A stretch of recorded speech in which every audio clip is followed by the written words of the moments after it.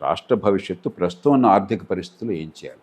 ఇవాళ దేశంలో కానీ ముఖ్యంగా తెలుగు రాష్ట్రాలు కానీ కీలకమైన సమస్య ఏంటంటే ప్రజలకి తాత్కాలికమైన సంక్షేమం కావాలి, కానీ తాత్కాలిక సంక్షేమ పరిపాలన అంటే చాలదు.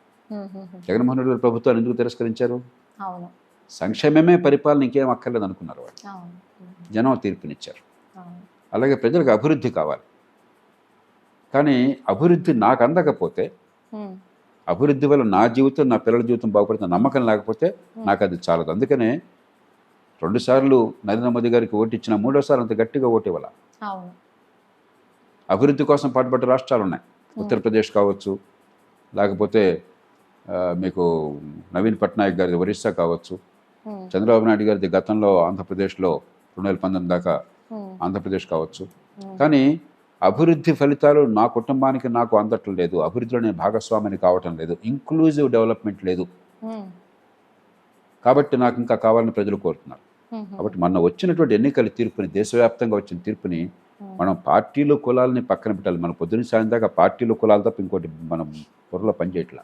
పత్రికల్లో కానీ జనం మాట్లాడుకున్న మాటల్లో కానీ ఇది పార్టీలు కులాలని గురించి కాదు, ఎన్నికలు ప్రజల్ని గురించి, ప్రజల ఆకాంక్షలను గురించి, ప్రజల అవసరాలను గురించి, ప్రజల స్థితిగతులను గురించి. కాబట్టి ఇవాళ ఇంక్లూజివ్ డెవలప్, సంక్షేమాన్ని అభివృద్ధితో సమతూకం పాటించాలి, ఇంక్లూజివ్ డెవలప్మెంట్ కావాలి, ప్రజల భాగస్వామ్యంతో కూడిన అభివృద్ధి కావాలి.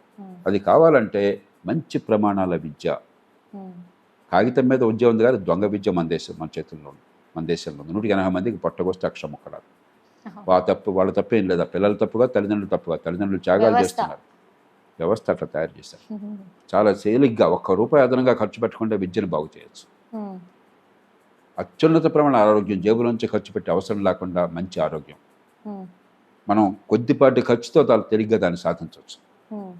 చిన్న చిన్న పట్టణాల అభివృద్ధి, మహానగరాలకి సదూరం నుంచి కొన్ని ఎక్కడో మారుమూల పల్లెటూళ్ళలోంచి 100 కిలోమీటర్ల దూరం హైదరాబాద్కో లేకపోతే బెంగళూరుకో చెన్నైకో వలసపోతే ఆలనా పాలన ఉండదు. చిన్న నైపుణ్యంతో అక్కడికి వస్తే వాళ్ళకి వచ్చేటువంటి ఆదాయం చాలదు, బతుకులు నరకంగా ఉంటున్నాయి. ఈ కోవిడ్ లాంటితో వచ్చి ఆంక్షలు తగ్గినప్పుడు ఏమైంది, కొన్ని లక్షల మంది తిరిగి వెళ్ళాలని చెప్పంటే బతుకు నరకం అయిపోయింది.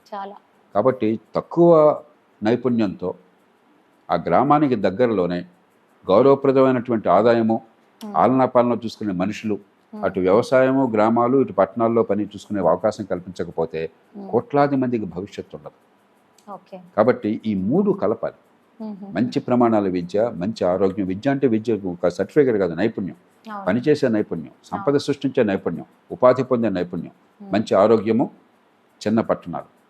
ఈ 3ని కలగలకపోయినట్టయితే ఈ దేశంలో రాజకీయ స్థిరత్వం ఉండదు, ఆర్థిక ప్రగతి ఉండదు, సామాజిక శాంతి ఉండదు. కాబట్టి ఈ 3 ప్రధానమైన అస్త్రాలుగా, దీంతోపాటు ఆర్థిక క్రమశిక్షణ, ఇందాక అనుకున్నాం ఓల్డ్ పెన్షన్ కానీ మరొకటి కానీ, ఆర్థిక క్రమశిక్షణ అయితే పైసామే పరమాత్మ. ప్రభుత్వాల దగ్గర డబ్బులే లేకపోతే దివాలా తీస్తే మీరు ఈ మాటలన్నీ వృథాయి, ఊరికే మాటలంతే. కాబట్టి ఆర్థిక క్రమశిక్షణ పాటిస్తూ ఎలా సాధించాలి, దానికోసం ఒక పకడ్బందీ అయినటువంటి వ్యూహాలు రచిస్తున్నాం. మన రాష్ట్రాలకి, దేశానికి కూడాను ఈ ప్రభుత్వాలతో కూర్చుంటున్నాం. మరి వారు కనుక ఈ దేశాన్ని లేకపోతే రాష్ట్రాలని వారున్న పరిస్థితిని బట్టి, వాళ్ళ పరిధిని బట్టి మంచి మార్గాన్ని నడిపించాలని చెప్పిన కోరిక వరకు దాన్ని నమ్ముతున్నాం.